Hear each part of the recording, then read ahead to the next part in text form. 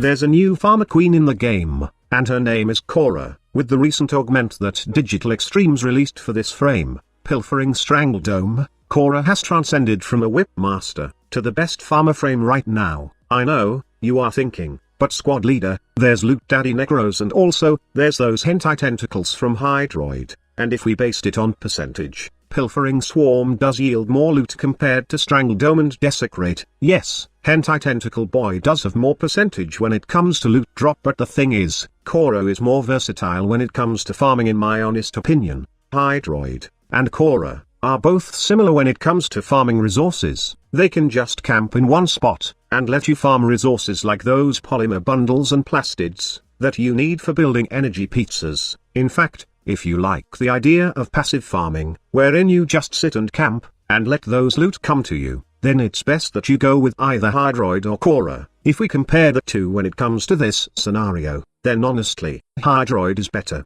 because of the higher loot drop chance that Pilfering Swarm gives. Don't get me wrong, Necros is still good when it comes to farming resources.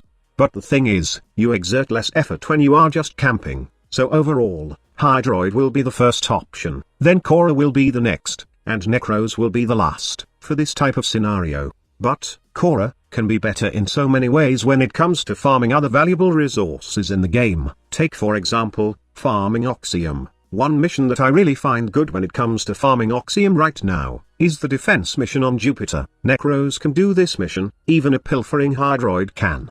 But, Loot Farmer Queen Khora can do it faster, and much easier. All you need to do is, mod your Khora with lots of range, and some power strength, and you can just sit, or roam around to pick up the loot drops. But that's not all Khora can do.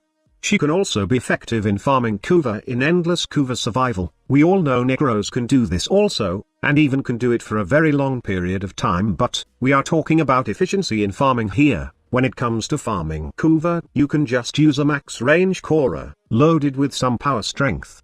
Drop Strangledome to defend the Kuva extractor, leave the mission in 10 minutes, and repeat the process again. It's easy, effective, and most of all, it's efficient. Oh yes, did I mention that Venari can also heal the Kuva extractor? I think that's enough reason to crown Khora as the farming queen right now. Okay, now that I have shown you enough reasons to use Khora to farm stuff in Warframe, let's now proceed to the build section of this video, and show you my Loot Mama build for this frame. Building Khora for farming purposes is pretty simple, but it may require you to swap some mods, depending on the mission you are diving in. For resource farming, like farming those plastids or mutagen samples, then I advise you to use this build.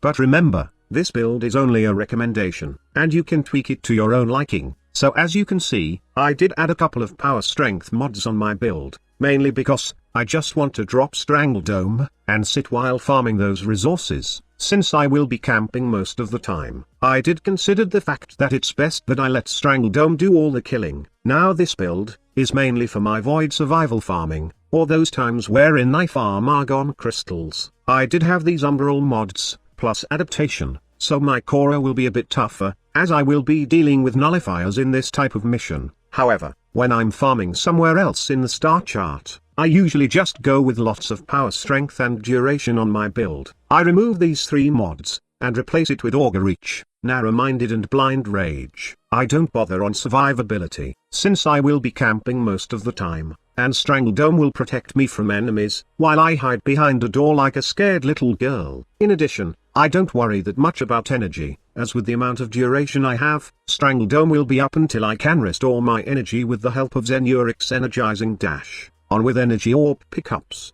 But when it comes to defense mission, or farming Kuva survival, then I usually go for lots of range. The main reason is that I want my Strangledome to have as much grab radius as possible. The thing is, range enemies will be a big problem for your Strangledome, as it's not like Limbo's Cataclysm, nor Frost Snow Globe, that totally protects you, and the defense target from outside projectiles. So obviously, you need to have a bigger Strangledome, so that its grab radius will be wider, and you won't worry about those enemies hitting the defense target from afar. And of course, don't ever forget the Pilfering Strangledome augment on all your farming builds. Before I end this video, I would just like to say that power strength mods does not affect this new augment. I've tested a couple of times, but no mods does work with Pilfering Strangledome.